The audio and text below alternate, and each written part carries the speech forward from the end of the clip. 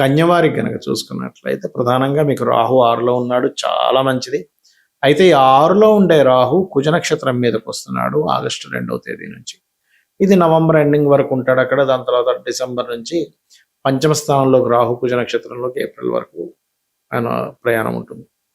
అయితే దీనివల్ల మీకు కలిగే ఫలితాలు ఏమిటి, ఎటువంటి విషయాల పట్ల మీరు జాగ్రత్తగా ఉండాలి, ఏ దేవతారాధన చేయాలి అనేటువంటి అంశాలు చెప్తుంది నేనైనప్పటికీ చెప్పిస్తుంది సాక్షాత్ లలిత అమ్మవారిగా భావిస్తూ ఆ లలితాంబిక అమ్మవారి యొక్క అనుగ్రహం మీకు పరిపూర్ణంగా కలగాలని స్ఫూర్తి కోరుకుంటూ, ఇక్కడ ఎప్పుడైతే మీకు 6లో రాహు ఉన్నాడో కాంపిటీషన్ రిలేటెడ్ జాబ్స్ పరంగా కలిసి రావడము, డైలీ లైఫ్లో ఈ స్పోర్ట్స్ రంగాల్లో ఉండేటువంటి వారికి కూడా బాగా కలిసి రావడం, ఇట్లాంటివన్నీ ఇస్తాడు.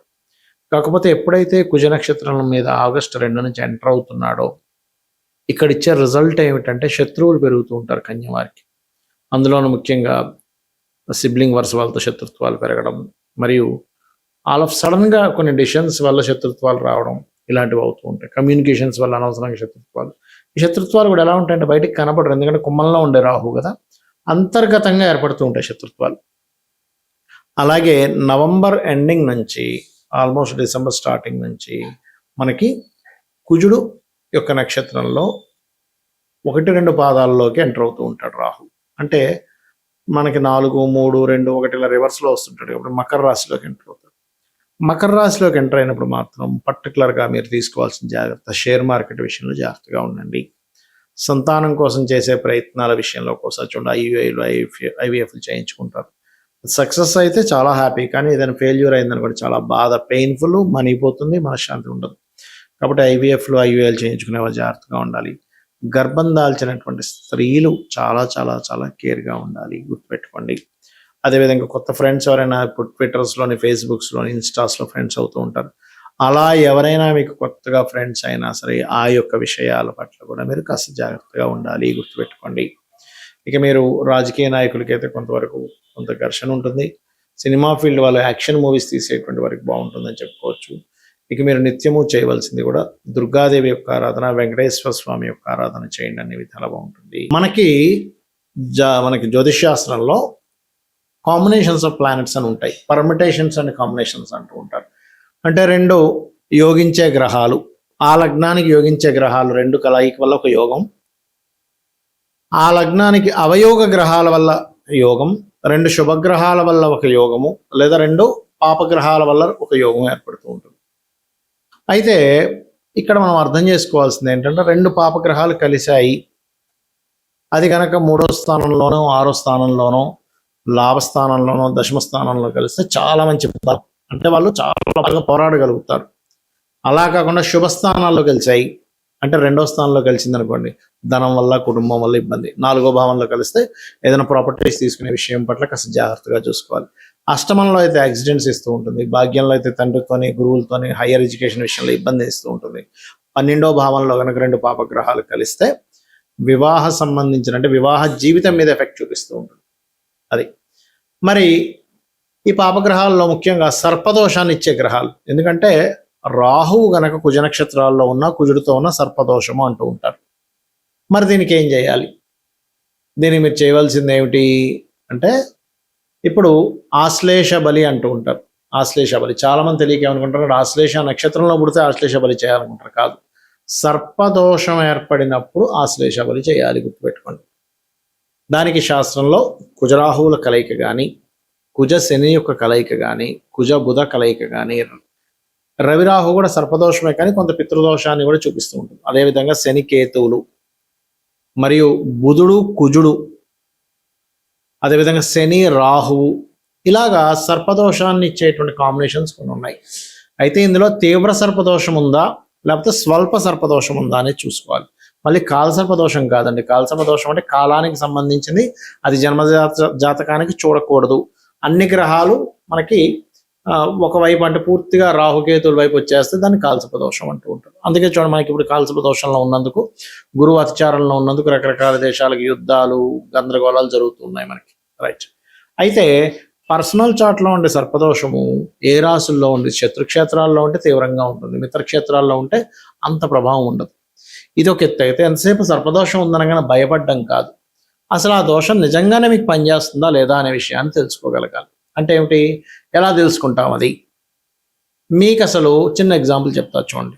ఒక ఒక ఊరికి ఒక సునామీ వచ్చింది, రైట్? ఆ సునామీ ఈయన పుట్టినప్పటి నుంచి 100 ఏళ్ల తర్వాత వస్తుందని ఆల్రెడీ ఫిక్స్ అయి ఉంది. ఈయన బ్రతకడం ఒక 90 ఏళ్ళు బ్రతికాడు ఒక మనిషి. 100 ఏళ్ల తర్వాత సునామీ వస్తే ఏమవుతుంది? ఈయనకి ఏముండదుగా. అలా కాకుండా ఈ జీవుడు పుట్టిన ఒక 20 ఏళ్ళకి అదే ఊర్లో ఉంటాడు, సునామీ వచ్చింది, ఆ సముద్ర పొట్టునే ఉంటాడు, అప్పుడు ఎఫెక్ట్ ఉంటుంది. అంటే మీరు మీ జీవితంలో మీ మహాదశలు అంతర్దశలు ఎప్పుడు ఇండికేట్ చేస్తున్నాయి ఈజ్ మోస్ట్ ఇంపార్టెంట్. లేదా చిన్నప్పుడు అండి మేము సముద్ర పొడ్డున ఉండేవాళ్ళము, సునామీ వస్తుందని హెచ్చరిక వల్ల మా వాళ్ళు నన్ను చిన్న పిల్లల్ని అప్పుడు తీసుకుని వెళ్ళే వేరే ఊరికి, అందులో మా ఊరికి సునామీ వచ్చిపోయింది అంటూ ఉంటారు. అంటే ఏమిటి, దాని అర్థం ఏమిటి? చిన్నప్పుడు ఎప్పుడో అయిపోయింది ఆ దశ, మీరు పెద్ద అయ్యారు, చిన్నప్పుడు అయిపోయిన దశ గురించి టెన్షన్ పడాల్సిన పని లేదు. అది సర్పదోషం కానివ్వండి, లేకపోతే పితృదోషాలు కానివ్వండి, ఏమైనా. అయితే పితృదోషాలకు మాత్రం కొంచెం యాన్స్టర్స్ నుంచి వస్తూ ఉంటుంది, అది చూసుకోవాలి. అంటే దీన్ని బట్టి మనం అర్థం చేసుకోవాల్సింది ఏంటి, మహాదశ ఇండికేట్ చేస్తుందా లేదా మీకు సర్పదోషాన్ని ఈజ్ మోస్ట్ ఇంపార్టెంట్. ఇండికేట్ చేస్తుంది ఏమి టెన్షన్ పడద్దు. చిన్న చిన్న రెమెడీస్లో కూడా చేసుకోవచ్చు. డబ్బులు ఉందండి, బాగా ఉన్నాయి, నేను ఆశ్లేష బలి చేయించుకుంటాను, సర్ప ప్రతిష్ఠ చేయించుకుంటాను, అది మీ ఇష్టం. మీకు ధనం ఉంటే చేయించుకోండి, నేనేమీ కాదనట్లేదు, దానివల్ల మంచిదే. కానీ ధనం లేని వాళ్ళు కూడా నేను సర్పశాంతి చేయించుకుంటే కానీ నా జీవితం బాగుపడదు, లేకపోతే పెద్ద పెద్ద ఆశ్లేష బళ్ళు వేలు లక్షలు ఖర్చు పెడితే కానీ నాకు బాగుపడదు అనుకుంటే తప్పది. సింపుల్గా ఏం లేదు, మీ ఇంటి దగ్గరలో రావి చెట్టు ఉంటుంది కదా, రావి చెట్టు చుట్టూ ప్రదక్షిణాలు చేయండి. అక్కడ సర్ప ప్రతిష్ఠ చేసినవి ఉంటాయి.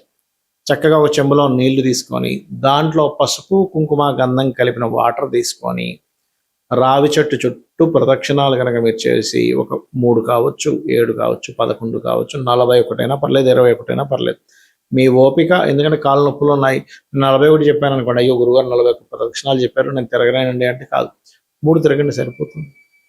అలా ప్రదక్షిణం చేసి చక్కగా ఆ యొక్క చెట్టు కింద ఉండేటువంటి, ఆ వృక్షం కింద ఉండేటువంటి సర్ప వాటికి అభిషేకం చేయండి. ఖచ్చితంగా మీరు ఏదైతే సర్పదోషం ఉందని బాధపడుతున్నారో, ఏ పనులు అవ్వట్లేదని టెన్షన్ పడుతున్నారో, ఎందుకంటే అది ఒక్కొక్క దగ్గర ఉంటే ఒక్కొక్క ఫలితాన్ని ఇస్తూ ఉంటుంది. ఇప్పుడు ధనస్థానంలో ఇప్పుడు రాశిలో పడింది అనుకోండి సర్పదోషం, వాళ్ళకి విపరీతమైన కోపం, వాళ్ళు ఏం చేస్తుంటారో అర్థం కాదు, విపరీతమైన కోపాలు వచ్చేస్తుంటాయి వాళ్ళకి.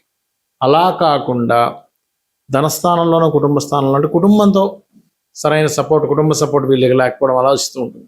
3వ స్థానంలో సర్పదోషం ఏర్పడింది, అన్నదమ్ములు అక్క చెల్లెలతోనే గొడవలు వస్తూ ఉంటాయి. 4లో ఉంది ప్రాపర్టీస్ కొనడం వల్ల, వాహనాలు కొనడం వల్ల, లేదా 4-8 కనెక్టివిటీలో వచ్చింది సర్పదోషం, అప్పుడు వాహన యాక్సిడెంట్స్ ఎక్కువ అవుతుంటాయి. సంతాన స్థానంలో ఒక సర్పదోషం వస్తే సంతానం ఆలస్యం అవ్వడం, కలగకపోవడం, కలిగినా అసలు మిస్క్యారేజ్ అవ్వడం జరుగుతుంటుంది.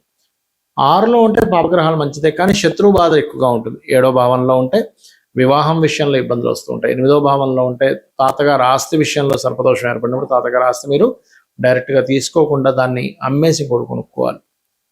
అదేవిధంగా 8వ స్థానం కూడా is equal to accident prawns ఇచ్చేది.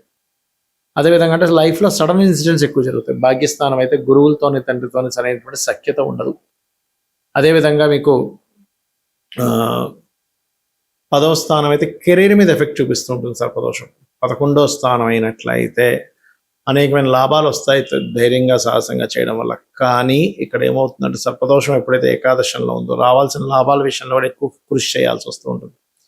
12వ స్థానంలో సర్పదోషం ఏర్పడితే కనుక వివాహ జీవితం మీద దాని ఎఫెక్ట్ పడుతుంది, గుర్తుపెట్టుకోండి.